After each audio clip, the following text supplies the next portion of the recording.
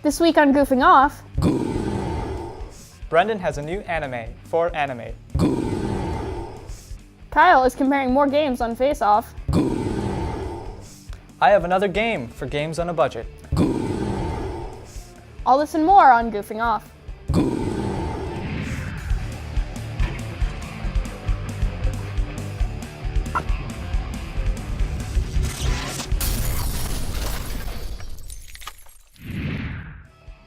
Hello and welcome back to Goofing Off. I'm Dominic Fernoodley. And I'm Michaela Wolfred. Starting off, Cameron and I went to NeonCon at Lakeland Community College. Let's check it out.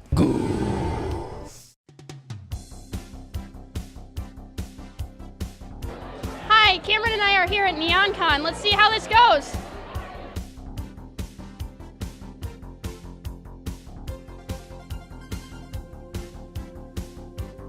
Hey everyone, I'm here with James from Team Rocket, and so how many times have you been to NeonCon? This is my second year here. It's pretty cool. Have you cosplayed before? Yeah. What as? Vriska from Homestuck. Nice, Homestuck. Good show, good show.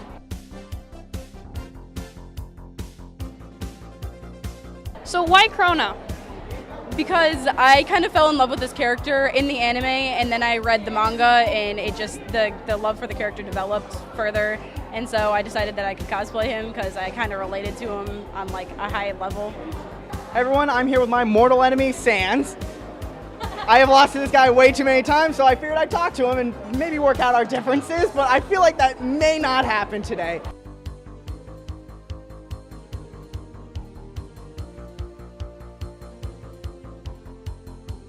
Hi everybody, I'm here with two of the staff members from NeonCon. What are your guys' names? I'm Blaze. I'm Matt. Awesome. So how long has NeonCon been going on? This is our fourth year, right? Yeah. We started as MiniCon 4 years ago, and then switched to NeonCon the next year, and then this year is our fourth year. Awesome. So did it take a lot of setup to get this going? It did. Now it kind of just flows. It's definitely a lot of work, but it definitely works out in the end. Like, usually a couple months of hard planning.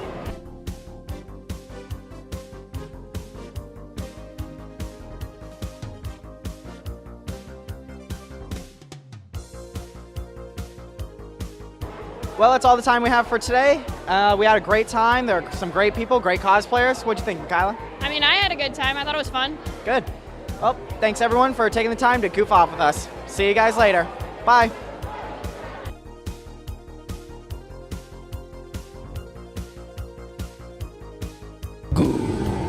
Seems we have Face Off next.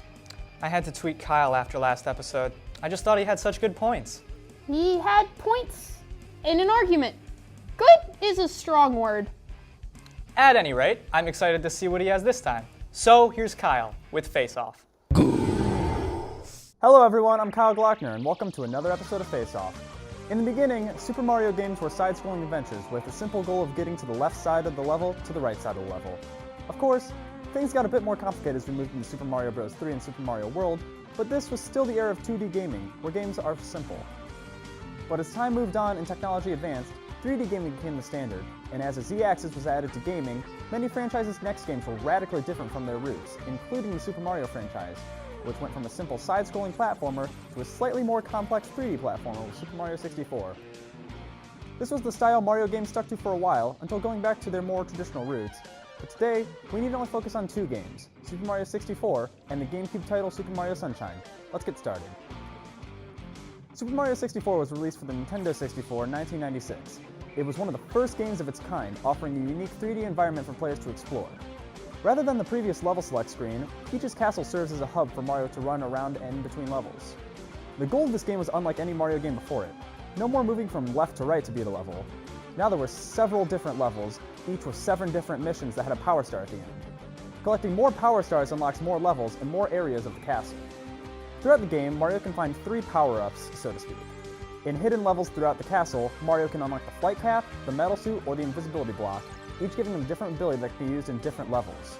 There are also new boss enemies. While Bowser is still the main antagonist, Mario must take on King Bomb, King Boo, Thwomps, and more. This is the first time some of these characters were introduced to the Mario franchise, and some of them become staple enemies in games today. This game was an immediate success, which is surprising considering how often franchises fall after switching to core mechanics. But Mario only continued to grow, even spawning a sequel in the same 3D platformer style. Super Mario Sunshine released for the GameCube in 2002. It starts with Mario, Peach, and Toadsworth going to the tropical isle Delfino for vacation, when suddenly they encounter a mysterious colored goop. While trying to solve the problem, Mario finds a water pack known as Flash Liquidizer Ultra Dousing Device, or FLUDD. He uses FLUDD to wash away the goop, but is mistaken as the real criminal by the island's police, who sentence him to help clean up Isle Delfino as punishment. From here, the game is yours to play. There aren't too many changes to the controls, except for FLUDD, who allows you to spray water, hover, run at turbo speed, and rocket into the air. These functions are found as upgrades in hidden levels in Isle Delfino, similar to Mario's power-ups in Mario 64. The visuals in this game look absolutely gorgeous. Nintendo chose a lot of bright colors to really capture the feeling of a tropical paradise and made the sunlight glisten on everything, which is way more appealing than Mario 64's dull castle. As for the levels themselves, they function once again like Mario 64, where Mario can enter different levels at various locations in the main hub area. Each level itself feels unique, and they all stand out in my mind today, with some of my particular favorites being Piana Park and Serena Beach.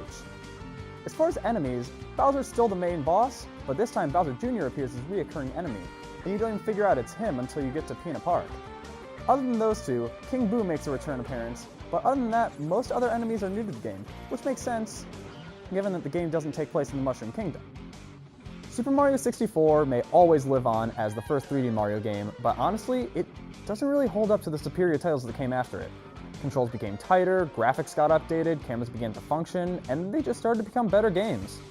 So today, the winner of this battle is Super Mario Sunshine. So what do you think?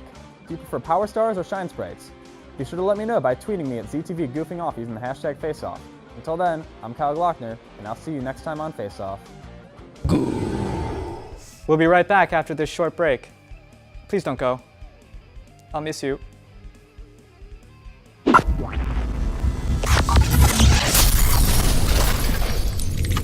Like what you see here in Goofing Off? Be sure to like us on Facebook, follow us on Twitter, and subscribe to our YouTube page. And also check out our Instagram. You're watching ZTV.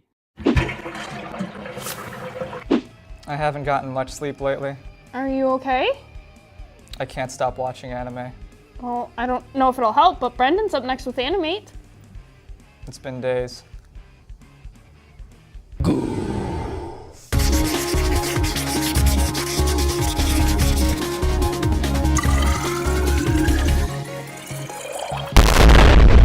Hello anime fans, I'm Brendan O'Hara and welcome back to another Sugoi edition of Animate. With the fall season getting into full swing, it can be hard knowing which shows to pick and which ones to drop. But have no fear friends, for I have fearlessly entered the fray and watched 2 episodes of nearly every new show. And I've come back with 5 new shows that I think are well worth your time. Let's get started. First up is Magical Girl Raising Project. In this series, there is a popular mobile app called the Magical Girl Raising Project, an RPG-like game where you complete quests as a magical girl. However, there is a rumor going around that a small amount of players actually become real magical girls. This rumor is confirmed when our main character, Koyoki Himekawa, discovers she has been chosen to become the magical girl known as Snow White. She then meets other magical girls and begins happily helping people with her newfound powers. However, when the administration believes there are too many magical girls, they decide to half the number in the city from 16 to 8, and Snow White now must compete against the other girls to keep her spot, and maybe even her life. This show looks to be a great mix of light and dark themes, and I look forward to seeing more of it. Next up is Drifters, from the creator of Hellsing. Drifters follows Shimazu Toyohisa, a Japanese warrior fighting in the Battle of Sekigahara. When he finds himself mortally wounded and trying to return home, he instead stumbles upon a mysterious realm where a strange man sends him to a different world. When he arrives, he discovers 2 other Japanese warriors, Oda Nobunaga and Nasu no Yoichi, who in reality died long before Toyohisa's time, but also somehow found themselves in this world. The trio, known to this world's inhabitants as Drifters, decide to get involved in a local dispute, and this series begins what promises to be a very fun and very violent ride. The rough animation perfectly matches the tone of the series, and there are also a few lighter moments to keep things from getting too heavy. This show definitely has the potential to be a top series this season. Next, we have March Comes In Like a Lion. Now, to be honest, half the reason I picked this series up is because it's produced by my favorite studio, Shaft. But after watching 2 episodes, I definitely see this as a potentially great slice of life drama. The show follows 17-year-old professional shogi player Rei Kuriyama and his interactions with a family of 3 sisters as he deals with his own personal demons, while the sisters provide him with the strength to keep carrying on. Like any series produced by Shaft, this show has style out the wazoo, but only time will tell if it has the substance to keep up. If the first 2 episodes are any indication though, I believe it will. Up next we have Izetta, the Last Witch. This series takes place on an alternate Earth during its version of World War II as the country Germania begins its invasion of the small country Elistat and follows their capture of the Crown Princess and our main character, Ortfine Fredrika von Elistat, or Fine for short. However, Fine discovers a secret weapon, and that weapon is Izetta, her childhood friend and the last known witch in the entire world. This series reminds me of old-school Ghibli-style anime with some fantastical sequences, including a stellar plane versus 2 girls riding a machine gun chase. This series shows some definite promise with great action and drama and left me very excited for what's to come. And finally, to end things on a lighter note, we have the short comedy series To Be Hero. This show follows toilet seat designer Osan as he attempts to woo women by using certain skills gained through years and years of designing toilet seats. But when he himself falls into the toilet, he is stripped of his good looks and given superpowers. However, this causes some issues at home, especially with his very violent daughter. This series is a fun, self-aware romp with some lightning-fast gags that kept me wondering what in the world was going to happen next. And at only 11 minutes, it was a good filler series to watch between heavier shows. To Be Hero, along with all of the other shows I covered today, are available for streaming on Crunchyroll. And if they aren't yet on your radar, you should definitely check them out. That's all I've got for you this time, but be sure to tweet out any thoughts or recommendations you might have to ZTV Goofing Off using the hashtag Animate. Until next time, I'm Brendan O'Hara, and this has been Animate.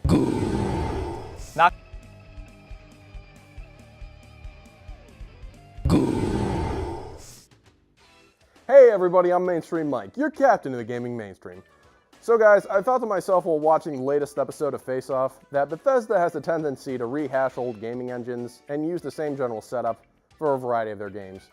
Now, I agree that Skyrim is better than Oblivion, and you can take that as you may, but Bethesda has made a game that covers choices and sweet powers to a T, and it isn't any of the Elder Scrolls games. This is my throwback game review of Dishonored.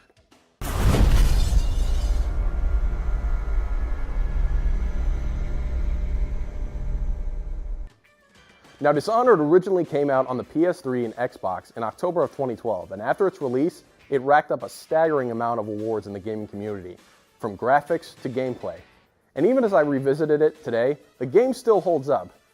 You are Corvo Attano, bodyguard to the Empress of Dunwall, a rat-infested, diseased city that looks like it was set in the time of the Industrial Revolution. Dunwall is also a place of political corruption and power-hungry tyrants. So basically our government right now. But I digress. It isn't long before the Empress is murdered, and you are blamed for her death. He's killed the Empress. What did you do with young Lady Emily, traitor? Her own bodyguard. Ironic. I'll see you beheaded for this, Corvo. Peg him. Now, in this game, vengeance takes many forms, as you can decide whether to kill everyone and everything, or not to kill a single person and still complete the game. You're a wanted man, so everyone in the city knows your face, but this mask will mean terror to them. If you just hold still, the fit must be precise. Which is interesting, because lesser games would have you go on the murderous rampage. Even after 4 years, this game was still holding up with its graphics, and it still looks beautiful. I didn't know there were that many types of grays that could be used in one game, but the color palette feels as though the city is made of hopelessness, emptiness and darkness. But let's get to the main reason this game stands out.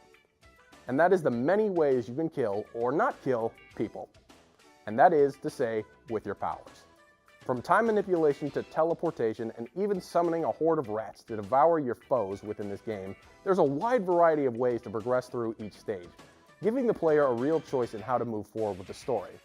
That said, the story is a bit lackluster, but the ability to upgrade your powers and gear, as well as the choices presented in each mission, make the game all the more entertaining. My final verdict for Dishonored is a solid 8 out of 10. Barring the floating objects you pick up and a few invisible walls, this game is a fun ride, and I can't wait to see what Dishonored 2 brings for us. So what did you guys think? Did you agree or disagree? Be sure to let me know by tweeting me at ZTV Goofing Off using the hashtag Mainstream, and until next time, I'm Mainstream Mike saying, see you later, guys. Michaela, what's that? I think it's a break. We'll be right back.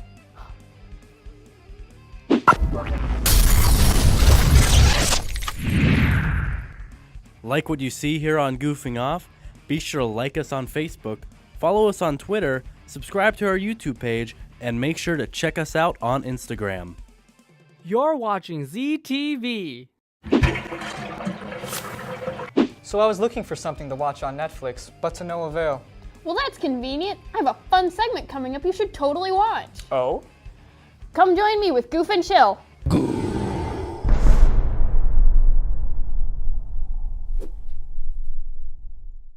Welcome to Goof and Chill. I'm Michaela Wilfred. As Halloween approaches, the favorite genre ends up being horror. As I'm not a fan of horror, I found a show that grabbed different characters from gothic horror novels. I recently watched the Showtime show Penny Dreadful. The show starts at a Wild West show that's traveling around Europe in the 19th century. Our lead, Vanessa, is watching the sharpshooter, Ethan Chandler, as he is talking about his great endeavors with General Custer. After the show, Vanessa meets Ethan at a restaurant to try and hire him as a shooter for a night job they have. Of course, that is after she calls him out about not having been more than a baby when General Custer was leading troops. As they head to the job, Ethan meets an older gentleman named Sir Malcolm Murray, and he encounters a pale humanoid who is raving about a master. Ethan doesn't hesitate to shoot it and the others that show up. Only one dies, and the three characters take him to a doctor who studies the dead. Now this is where the show gets interesting. The doctor's name is Victor Frankenstein. They study the dead body and allude to it being a vampire. Malcolm drafts Frankenstein to help and be their medical assistant. Ethan decides to stay permanently, leaving behind the glory of acting and help as they fight the supernatural. These four add a scholar, Lyle, to their team as we follow the main storyline. Later, we meet Frankenstein's monster, Vanessa befriends Dorian Gray, and the series becomes the main group looking for Malcolm's daughter and Vanessa's best friend, Mina Harker. The storyline ends with the first season, the second season focuses on witches and dark magic, and the last season goes to Dracula, adding Renfield and even Dr. Jekyll. Now, I know what you're thinking. Wait, the main girl's named Vanessa and not Penny. Well, here's the thing.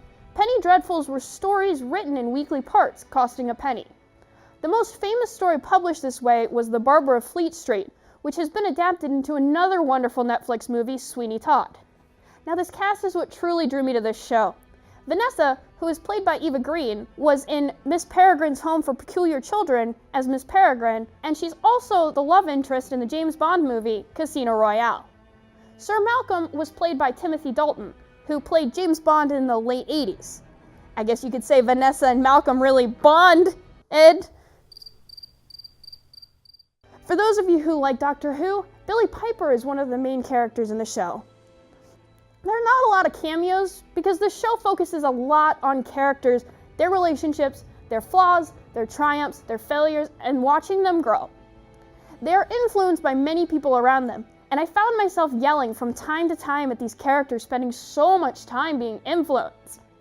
This show is finished as of this year at 3 seasons, a total of 27 episodes, and it has a very conclusive ending.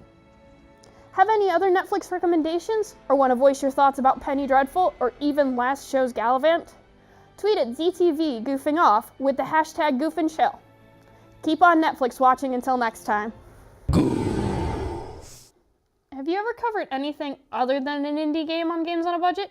Funnily enough, the game I have today was published by Ubisoft. Wait, you mean that company that made Assassin's Creed? Yes, but this game is not really like that. Let's check it out with me on Games on a Budget. Hi everybody, I'm Dominic Ferrilli, and this is Games on a Budget. Today, I'll be looking at Grow Home, a game about exploration, platforming, and climbing that absolutely oozes charm and whimsy.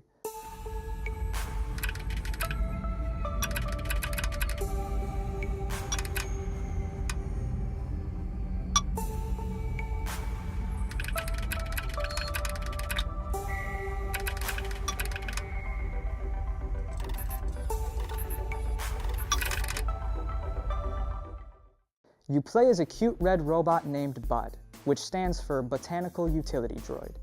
His toddler-like movements, perpetual smile, and robotic chirps and whirs make him an absolutely adorable character. Bud's movements are unique. They're actually procedurally generated and react to how you control him. Because of this, Bud often looks like he's struggling to keep his balance.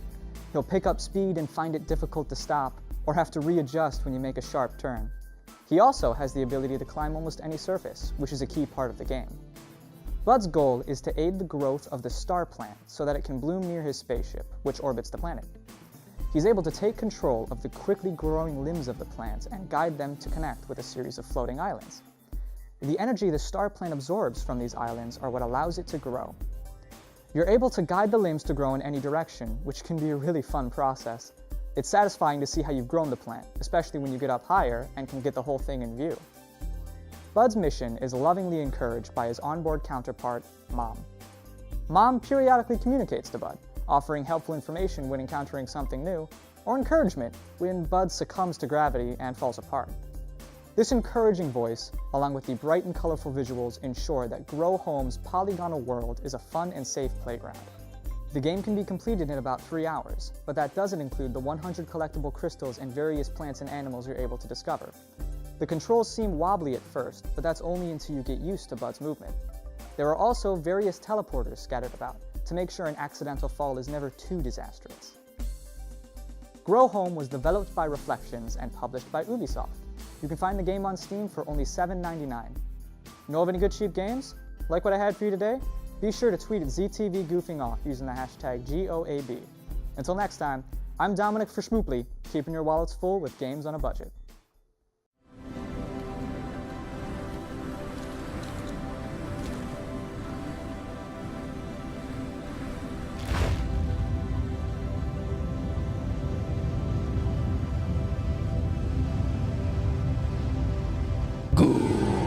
So now what? Nothing. We're done. Oh, nothing. I guess you should like us on MySpace and YouTube, follow us on Facebook, and subscribe to us on Twitter. Except, not quite.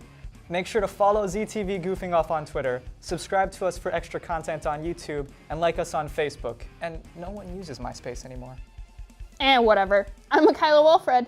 And I'm Dominic Verschmildefly. Thanks for taking the time to goof off with us.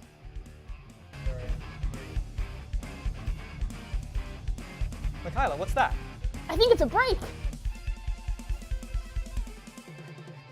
Was that what you wanted?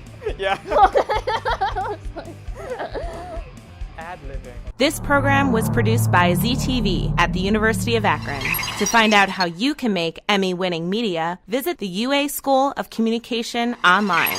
ZTV. Make media. Make a difference.